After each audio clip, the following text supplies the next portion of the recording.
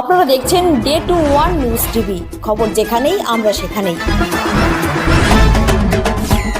নমস্কার দর্শক বন্ধুরা, ডে টু ওয়ান নিউজ টিভির পর্দায় আমি ডক্টর সন্তু দে আবারও একটি পেশেন্টকে নিয়ে হাজির হয়েছি। আপনাদের চোখের সামনে দেখানো যে গ্যাপ হয় কি হয় না সেই প্রমাণটা দেওয়ার জন্য যে প্রক্রিয়া বা যে ক্রিয়াকলাপ যে দেখানো হয়েছে সেই জায়গা থেকে দাঁড়িয়ে আজকে এই যে জয়েন্ট পেস্ট দেখছেন আপনারা, এখানে জয়েন্ট পেস্টটা দেখুন একদমই নেই, প্রায় নীল হয়ে গেছে, একদমই নেই। যেই জয়েন্ট পেস্ট যদি আমাদের না থাকে তাহলে জেল তৈরি হবে কোত্থেকে?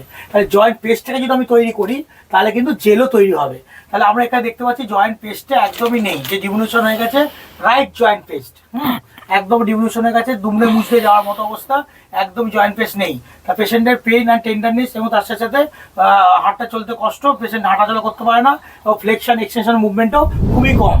আচ্ছা, এবার আমরা যাব পেশেন্টের কাছে ডাইরেক্ট, যে যার থেকে যিনি দেখলেন আর কি যে পেস্টটা কতটা হয়েছে অ্যাফটার দেখানো হচ্ছে আপনাদেরকে এবং বিফোর দেখানো হচ্ছে যে আগের জয়েন্ট পেস্টটা কী ছিল এবং এখনের জয়েন্ট পেস্টটা কী হয়েছে।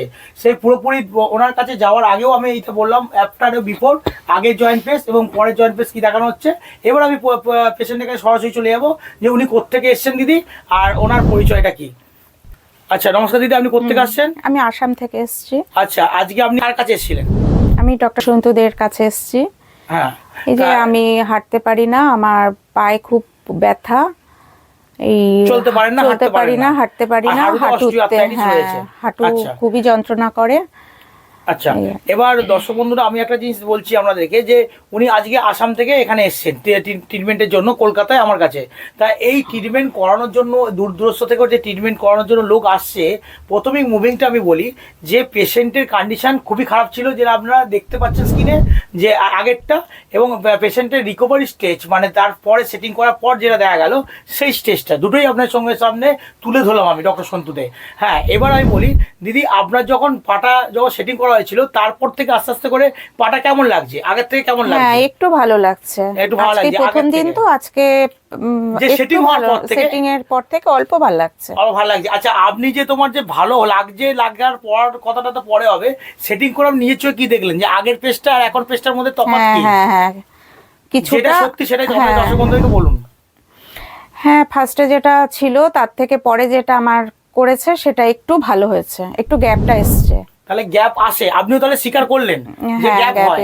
যে অন্যান্য ডাক্তারবাবুরা বা যারা বলেন যে গ্যাপ হয় না, কিন্তু আপনারা বললেন যে না না না, গ্যাপ হয়েছে, গ্যাপ হয়েছে। এবং গ্যাপটা হলে কি হয়, যা জেলটা প্রবেশ করে এবং ফ্লেকশন মুভমেন্টে হয়। অনেকে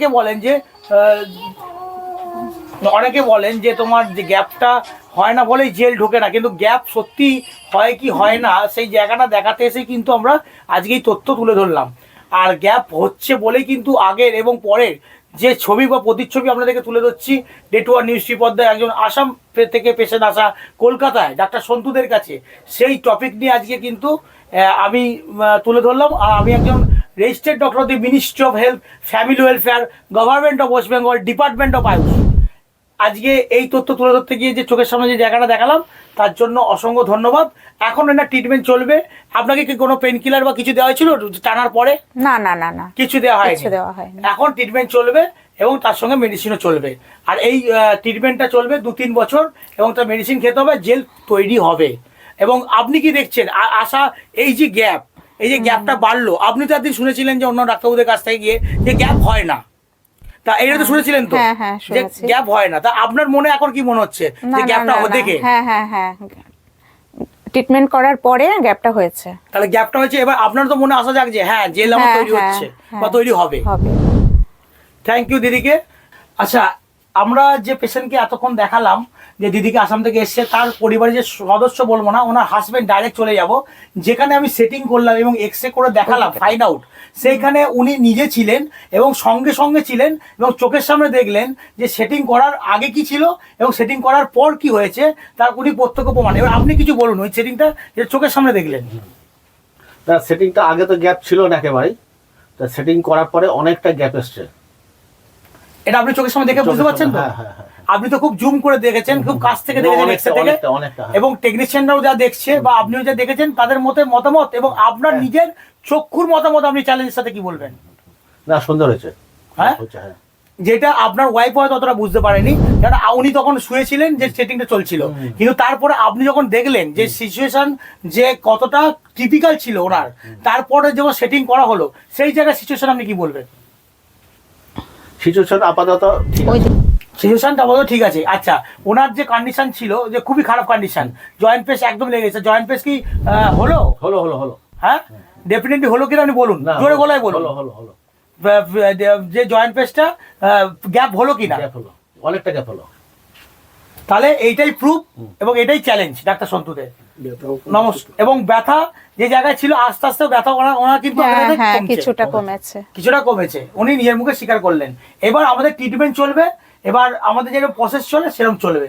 আজকে ডে 1 নিউজ টিভি পর্দায় আমি আগের মতো এখনো আগের প্রতিচ্ছবি পরের প্রতিচ্ছবি দেখিয়ে আমার বক্তব্য শেষ করলাম। নমস্কার। নমস্কার।